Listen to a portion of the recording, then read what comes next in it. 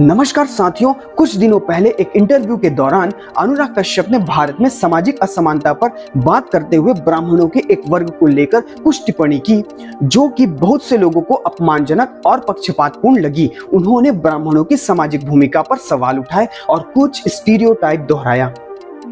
उनकी इस टिप्पणी पर सोशल मीडिया में जबरदस्त प्रतिक्रिया आई। कई लोगों ने इसे ब्राह्मण समुदाय की भावनाओं के खिलाफ बताया और कहा कि एक सम्मानित फिल्म मेकर को इतनी गैर जिम्मेदारी बात नहीं करनी चाहिए। एक्स पर #बाइकॉट अनुराग कश्यप का ट्रेंड भी चला था। अब सवाल ये उठता है, क्या ये सिर्फ एक व्यक्तिगत राय थी या समाज को बांटने की कोशिश? क्या एक कलाकार को इतनी आजादी होनी चाहिए कि वो किसी भी समुदाय को लेकर ऐसी बात कर सके, या फिर हमें भी अभिव्यक्ति की आजादी को समझदारी से इस्तेमाल करना चाहिए? भारत में सदियों से ही ब्राह्मण समुदाय ने शिक्षा, संस्कृति और सेवा के क्षेत्र में योगदान दिया है। आज का ब्राह्मण भी एक आम नागरिक की तरह संघर्ष कर रहा है, नौकरियों के लिए, पहचान के लिए। इसलिए पूरे समुदाय को एक खास दृष्टिकोण से देखना न केवल अनुचित है बल्कि खतरनाक भी हो सकता है। हर व्यक्ति को अपने विचार रखने का अधिकार है, लेकिन जब बात सार्वजनिक मंच की हो तो जिम्मेदारी और संतुलन बेहद जरूरी हो जाता है। हमें नफरत नहीं, संवाद पर ध्यान देना होगा। अनुराग कश्यप का बयान भले ही उनके नजरिए से सही हो, लेकिन क्या वो समाज के लिए सही था? वैसे भी ये अपनी फिल्मों में सनातन परंपराओं और मान्यताओं का मजाक बनाते आ रहे हैं। और अनुराग कश्यप ही नहीं, पूरा बॉलीवुड लगा रहता है अभी नहीं पहले से, जिसमें यह दिखाने की कोशिश रहती है कि सनातन संस्कृति और उनको मानने वाले लोग अंधविश्वास और दुख से भरे हुए हैं। चलिए इसे समझते हैं। क्या आपने कभी गौर किया है कि बॉलीवुड की फिल्मों में ब्राह्मणों, खासकर पंडितों को या तो मजाक का पात्र बनाया जाता है या फिर उन्हें दकियानूसी, लालची और ढोंगी दिखाया जाता है? क्या ये महज एक संयोग है या इसके पीछे कोई एजेंडा? हर समुदाय की अच्छाई बुराई होती है, लेकिन अगर बार बार एक ही समुदाय को नकारात्मक या हास्यास्पद रूप से दिखाया जाए तो सवाल उठता है, क्यों? ब्राह्मण जिन्हें सदियों से शिक्षा, संस्कृति, संस्कार का नेतृत्व किया, क्या आज सिर्फ फिल्मों में हंसी का विषय बनकर रह गए? आइए कुछ फिल्मों और वेब सीरीज को समझते हैं। अगर हम नए जमाने की बात करें, ओ माय गॉड सन 2012 की फिल्म, इस फिल्म में पंडितों को पैसे के लालची और डर फैलाने वाले दिखाया गया है। पूरी धार्मिक व्यवस्था को एक तरह का हास्यास्पद और धोखेबाज बताने की कोशिश की गई। सन 2014 पीके मूवी, पंडितों और पुजारियों को अंधविश्वास फैलाने वाला, व्यापारिक और मूर्ख बताया गया है, जबकि अन्य धर्मों को बहुत सत्कर्म और सम्मान से दिखाया गया है। सन 2018 की फिल्म संजू में भी एक डायलॉग में ब्राह्मण शब्द को गाली की तरह इस्तेमाल किया गया। ब्राह्मण होकर गांजा पीता है?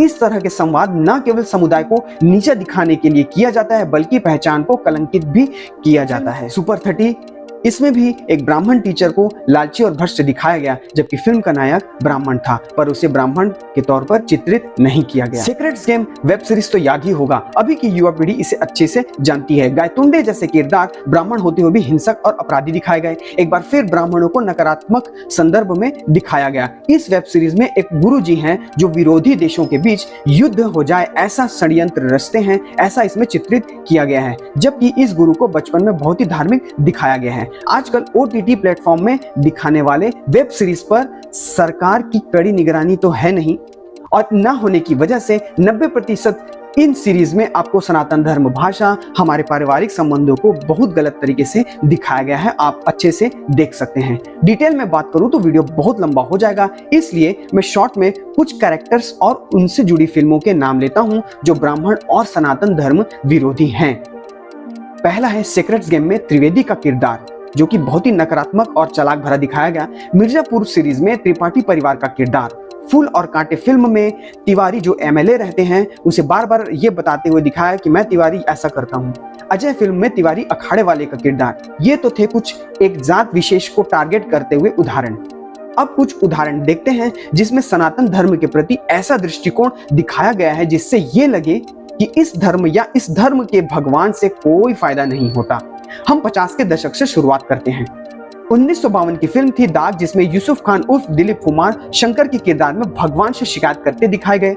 1956 मदर इंडिया मूवी में कन्हैया लाल का किरदार बुरे काम करने से पहले भगवान की पूजा करता है या स्तुति करता है। 1969 की मूवी आराधना, जिसमें महिला किरदार द्वारा भगवान पर सवाल जैसे कि आप मेरे बच्चे को ठीक कर दो तो आप हैं, और नहीं किए तो आप नहीं हैं, आपका कोई अस्तित्व नहीं। और आगे की फिल्मों में इस स्ट्रेटजी का बहुत इस्तेमाल हुआ, जो आपको अमिताभ बच्चन के फिल्मों में बहुत देखने को मिलेगा। अब आ गया 70 का दशक, जिसमें साम्यवादी स्क्रिप्ट राइटर जैसे सलीम चच्चा और जावेद, जिनके स्क्रिप्ट में आपको गहरे में कहीं ना कहीं साबित करते हुए मिलता है कि भगवान से कभी कुछ अच्छा होता नहीं, ना कुछ मिलता, केवल समस्या ही देता है। 1972 की फिल्म बावर्ची, जिसमें शर्मा परिवार की पृष्ठभूमि उनकी बुरी आदतों को जानबूझकर दिखाया। फिल्म जंजीर का वो गाना तो जरूर आपको याद होगा, बना के क्यों बिगाड़ा रे। इसकी झलक दिखनी यहीं से शुरू हो जाती है दोस्तों। आगे की फिल्मों में ऊपर वाले से बात हटते हुए किसी अलग धर्म के ईश्वर पर भरोसा बनाने का खेल शुरू होता है, जिसमें यह दिखाने का प्रयास रहता था कि हिंदू भगवान से कोई फायदा नहीं, बल्कि दूसरे धर्म पंथ के भगवान सब कुछ अच्छा करते हैं। इसकी पहली झलक आपको 1975 की दीवार फिल्म से दिखनी शुरू होगी, जहां अमिताभ बच्चन जिस किरदार में थे वो अपने भगवान से नाखुश थे और किसी और मजहब के लक्की बिल्ले पर यकीन करते थे। आप समझ ही गए होंगे। इसकी और झलक आपको 1976 की फिल्म महाचोर में नजर आएगी, जहां हीरो को बड़ा सेक्युलर दिखाया गया। उस फिल्म में उसने सारे धर्मों के धार्मिक स्थलों का एक जगह पर बनाया, लेकिन शिकायत सिर्फ उन्हें हिंदू देवी दुर्गा मां से। अब आइए देखते हैं कुछ फिल्में।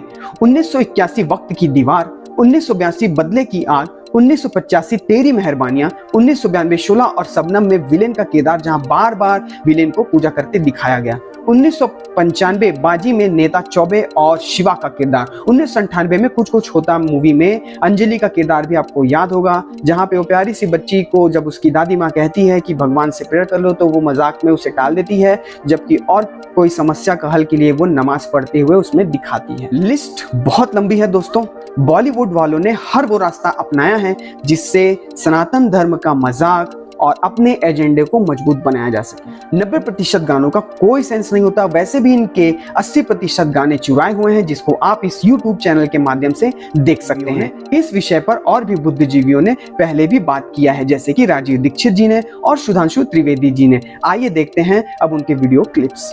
1970 के बाद से एक पिछले 50 साल की मूवी बताइएगा जिसमें भगवा वस्त्रधारी को पॉजिटिव रोल में दिखाया गया हो। भगवा वस्त्रधारी छोड़िए, कंठी माला पहने हुए व्यक्ति, धोती कुर्ता पहने व्यक्ति, टीका लगाए व्यक्ति पॉजिटिव रोल में दिखता हो। भाषाई आधार पर मैं कहता हूं, शुद्ध संस्कृतनिष्ठ हिंदी बोलने वाला कैरेक्टर या तो विलेन होगा या कॉमेडियन होगा।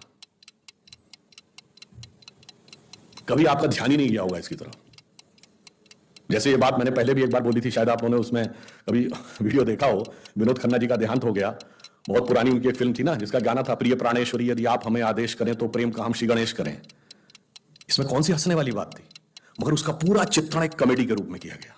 शुद्ध हिंदी बोलना, संस्कृतनिष्ठ भाषा बोलना कॉमेडी का पात्र है। और इब्तिदाई इश्क में हम सारी रात जागे, अल्लाह जाने क्या होगा आगे, ये अच्छा गाना था। अगर हमें टफ इंग्लिश या टफ उर्दू के वर्ड आए तो हम इंफीरियरिटी कॉम्प्लेक्स में आ जाते हैं कि हमें नहीं पता, हमें सीखना चाहिए। और जरा सी शुद्ध हिंदी बोल दी जाए तो हम उसके ऊपर चढ़ जाते हैं, क्यों भाई ऐसी शुद्ध हिंदी क्यों बोल रहे हो, साधारण बोलो, हिंदुस्तानी बोलो। ये सब हमारे दिमागों में भरा गया। और ये मैं आपसे कैसे बताना चाहता हूं, इसको कभी आप गौर करिएगा। 57 की मूवी है मदर इंडिया, उसका जो विलन है कन्हैया लाल, जो फिल्म में सुखी लाला बना है, वो जिस सीन पे नरगिस रेप अटेम्प्ट कर रहा है उससे पहले देवी जी की आरती कर रहा है। 1985 की मूवी है राम तेरी गंगा मैली, उसमें जब वो हीरोइन जाती है और बनारस के घाट पर एक पंडित जी से वो मांगती है मदद, तो उसको घर ले जाते हैं और उस पर रेप का अटेम्प्ट करते हैं और उसके बाद ओम नमः शिवाय बोलते हैं। 2010 की मूवी है दबंग, जिसका विलन है छेदी सिंह। वो जब चुलबुल पांडे को मारने का हुक्म देता है तो उससे पहले हनुमान जी की मूर्ति के सामने दंड बैठक कर रहा है। कभी आपने सोचा कि एजेंडा क्या था और कैसे हमारे सबकॉन्शियस माइंड में भरा जा रहा है? एंटरटेनमेंट के नाम पे ये बॉलीवुड आने वाले बच्चे और युवाओं को पूरा बिगाड़ने और अंदर से कमजोर करने में लगा हुआ है। इन फिल्मों में दृश्यों को ऐसा गढ़ा जाता है जैसे सारे दुख हिंदू धर्म के देवी देवताओं को मानने वालों को मिलता है। ये सब आप अब गौर कीजिएगा, कहीं ना कहीं आपको भी कुछ ना कुछ मिलेगा। अब सवाल ये उठता है, क्या ये महज कंटेंट या कोई सोच समझकर किया गया चित्रण है? क्या यह सॉफ्ट टारगेट ढूंढने की कोशिश है? क्योंकि ब्राह्मण समुदाय आमतौर पर प्रतिक्रिया नहीं देता।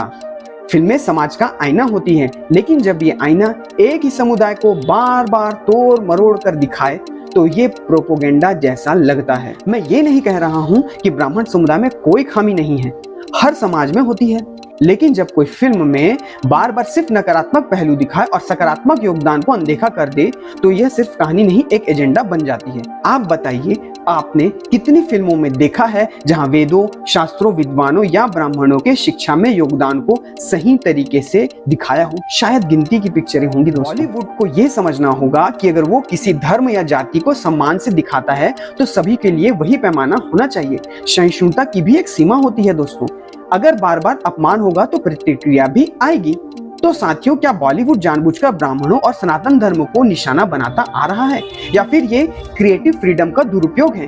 कमेंट में बताएं आपकी राय क्या है इस पर। आपके कमेंट और लाइक आने से मैं इसका भाग 2 और सबूत के साथ बनाऊंगा।